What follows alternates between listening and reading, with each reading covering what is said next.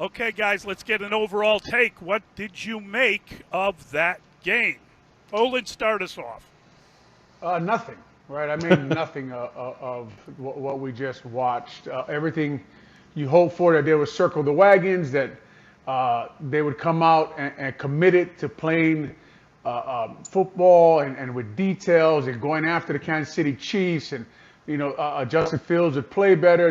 He would play more free. He would get out there and run a little more. And obviously, when you announce that you want to do that, the Kansas City Chiefs are going to game plan for that. So they did, and they kept him in the pocket and made him beat them from the pocket. And it was just, it was expected, Pat, but it was still really hard to watch the Chicago Bears, where they are in their growth, where they are with this roster.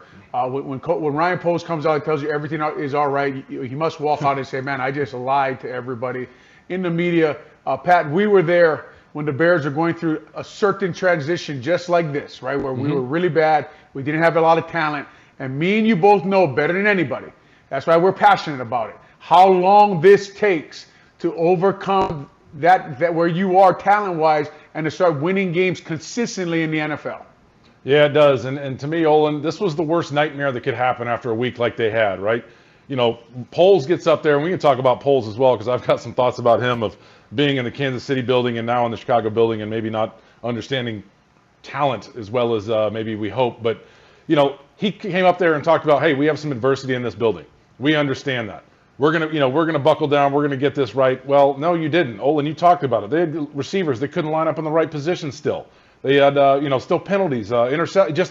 It was just the worst nightmare of what you could have after a week of all that went wrong with what Justin Fields said to the media, Coach Alan Williams, all that stuff. And it gets me thinking back to when it was the year after I retired, 2014, being on these radio waves, talking about the 2-game losing streak they had to the Green Bay Packers and the New England Patriots. And it felt that bad today where it was just, they have no hope. They have no chance. And Olin, you're right.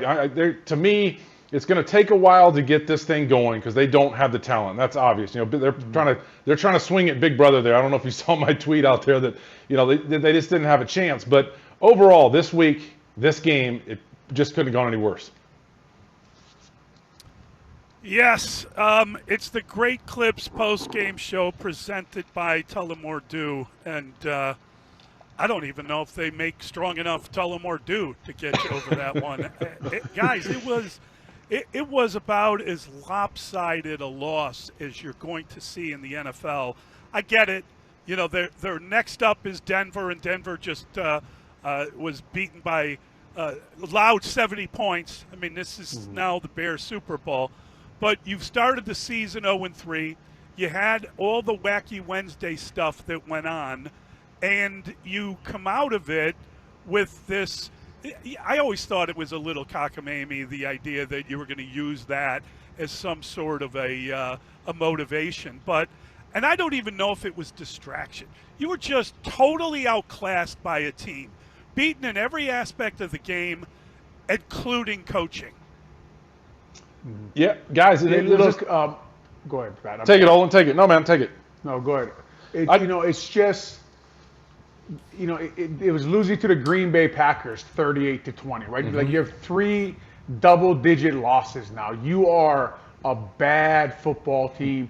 I know this is their hardest game on their schedule. No one's going to argue that. When you looked at it, you didn't expect much out of this, but what you wanted to see, we've been talking about this all the time, we will repeat ourselves over and over again. You wanted to see Fields' growth. He has no growth at all, okay? None. So there were whispers all through a training camp and preseason for people who are at practices that either the defense is really good or Fields is really, really struggling with the passing game. Now we know which one it was, right? The defense is not good. The defense is not stopping anybody. They don't rally to the ball. They don't have a pass rush. Over and over again, we say the same thing about the trenches. They're outmatched in the trenches. They don't have a multiplier. They don't have someone who makes people on a team better. They don't look like they have that on defense either, Pat. They don't look like they have anybody on defense either who is a multiplier right now, right? And the defense, man, I mean, I'm glad they come back. I'm glad they're healthy. Eventually, man, let's pop up off the ground. Let's pop up off the ground. Let's get back in the huddle and let's get going. Let's change the standard. Let's change the attitude at Haugh, right? Yep. Let's get going. Yeah, and this other thing's a team like this, when you don't have the talent, you've got to do all the right things, all the little things right. They came out after the change of possession. They get a delay of game. They have a first third down of the second half. They can't get the receivers lined up right. There's confusion there. You can't have that when you don't have the talent. And that to me that's coaching. It's also on the players. But that's everybody in the building get it right. And it's aggravating to see that because they know they're not good enough, but they can't get the little things done right. 312-644-6767. You would think that we would be speaking to little or no people. I don't know how many people stayed with it, but we got quite a few calls. Let's start with Steve. Steve's in Kansas City. Hi, Steve. Hey, guys. Great show as always. Glad I didn't pay any money to go watch this game. I was really, really excited about before the start of the season. I moved here, like I told you a couple of weeks ago. Yeah. And I'm glad I didn't do it. And I was, one of the few people who probably stuck to watch this game because obviously they didn't preempt a beatdown like other markets did. Let's get to the bottom of this. Matt Eberflus 100% sealed this fate today. It's not a matter of if, I think it's a matter of when Eberflus will be fired. I think he shows no leadership skills, no redeeming leadership skills of any kind. What he dealt with Alan Williams and his explanations were just a bunch of word salads and embarrassment. And it's time for Kevin Warren to step up and act like a team president. I understand his job. His job, first and foremost, is to get the stadium, first and foremost. But if the on-field product sucks like we saw today, nobody's going to go to the stadium. And I think his days as a team president, obviously, isn't always about stadium deals, talking to politicians and, business leaders locally. I think if Warren is smart, he should be allowed to clean houses, and that includes Ryan Poles. I think Poles has shown to be incompetent, and I think he is showing a lot of youth as a general manager with his decisions to spend money and drafting. I think there's a lot of flaws that I find it to be overcome. We appreciate it. And Ryan Poles, by the way, 38 years old on Wednesday while everything was going on around him. Not a great day to celebrate. Are you buying that, guys? I mean, the Bears, one of the only teams in NFL history that have never fired a coach in season. It's hard for me to imagine them doing that at this point of the year, 3 games in. Olin? Mike, I got a couple questions.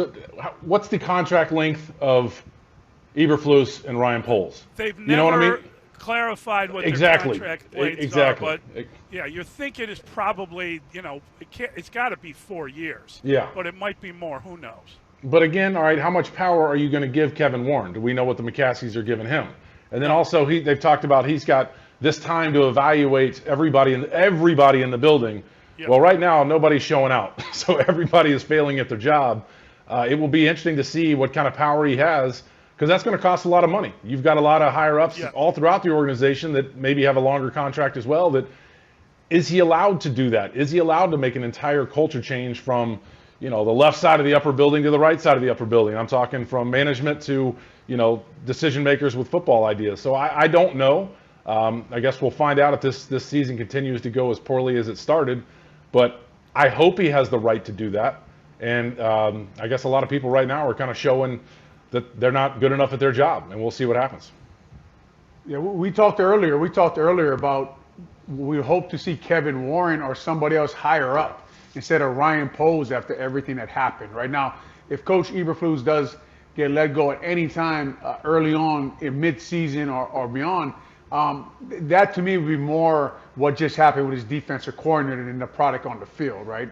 I don't know the whole situation there, but that happened this week. Justin Fields came out, talked about the coaching. Now that you play that bad, just everything that happened, and then you put the game out there, If you're in charge at Hallis Hall, you have to get pissed off. But if you're in charge at Hallis Hall, you have to realize that you set the standard every day. That you have to set the standard in the building. You have to set the energy in the building, and you have to demand out of people, like the caller just talked about. What is the standard when we walk on the field? When I turn the film on, do I see what I want my football team to look like when they are playing football there against the Kansas City Chiefs? Because today, when you watch that game, they didn't look capable of much. They didn't look capable of much on offense, and they didn't look capable of much on defense. And it's just, as long as they've been losing, it gets really, really hard as we go on here, that they go out there after a week like that, after we're national news, after everyone, is taking shots at the Bears on ESPN, basically a punchline, me and Pat included, since we are former Bears, right? Yes, we yeah. do become part of the punchline, Sure. and it becomes frustrating, and you want them to get it right because all of a sudden you're getting calls. What's wrong with the Chicago Bears, Olin? They're pretty embarrassing up there. Man, isn't that place on fire? These are texts you get all week, like you have something to do with fixing it, and it gets frustrating because you do feel like you're a part of it. You do want them to win. You do want them to get moving in the right direction. But I'll be honest with you, and I've been honest before on the airways, and took a lot of flack for it. We know what's wrong in that building, and it's the people who are running that building, and until they change how they run that building, they won't change the product on the field. Yep. There's an old Joe Gibbs saying, which is, like, you can lose a game in the NFL. It happens. You lose a game. You can lose 2 games because that you can gang up and you can have an injury, whatever. But regardless of the situation, if you lose 3 consecutive games, someone has to go. Something has to change. You have to figure out a way to change your season. And I'm not saying that they got to fire the coach, because I don't believe they would. But what move can they make? Hey, how many injuries did they have in that game, right? Yeah. Jalen Jones went out with a hamstring. That doesn't bode well looking forward, and they don't really have a lot left in the secondary at this point. I just don't know how to apply the Gibbsism, or is it just not applicable to this team? Patrick, Well, what do you yeah, think? you kind of think about it that, all right, one of the moves has already been made, and he did it to himself, Alan Williams. The defense has not been producing, has not been playing well under his leadership. Well, now it's Eberflus's job to step in and take over, and that's not working. So then what do you do offensively, because they can't score points? Who's the person, and you always talk about it, who's the person behind Getsy that you could put in charge and feel comfortable that say, hey, Getsy, we're going to let you go, but we're going to put somebody else in charge of Justin Fields in this offense? Is there anybody on this roster you'd feel comfortable that maybe as a young person that could step into his shoes and make a change? I think what you do right now is you keep Eberflus, but yeah, I hear what you're saying. There's some changes that need to be made, especially if you go into Denver next week and get embarrassed there and lose there, or lose to Denver, excuse me. Then you really got to think about it. But who can step in at those positions to really fill in for changing the coordinators? Yeah, it's crazy that in week 3 I know. Of this season, with all the hope that this team had, that this is the conversation that we're having, and it just goes to the fact that this starts, like, you have to be clear with people, right? It's like when they said we got worried, me and Pat did, and you too, Mully. We got worried in week 1 when they started saying we didn't have energy and our focus. Because I tell you what, man, when a team says that to me, they're talking about Monday. They're talking about Tuesday, Wednesday, Thursday, Friday. They're not talking about Sunday. And now you see, however they were preparing, whatever they were doing in March, April, May, June, it didn't work. Yeah. That didn't work either, right? The whole time they were having this kumbaya session up there that they were all doing fine and we're moving in the right direction. We have a little more talent than last year. And look, they've been hit by the injury bug really, really hard, right? The whole left side of the line is gone. Like you look out there, the secondary, we talked about it last week. You're going through your damn roster. Who is that chasing the receiver? Who is that making the tackle? But we talked about this team and the depth that Ryan Poles left it with. And then you hear a play-by-play guy say, the general manager said, well, we're only about 70% there. Well, you look like you're 20. You look like you're about 20% there right now. And you have a long way to go.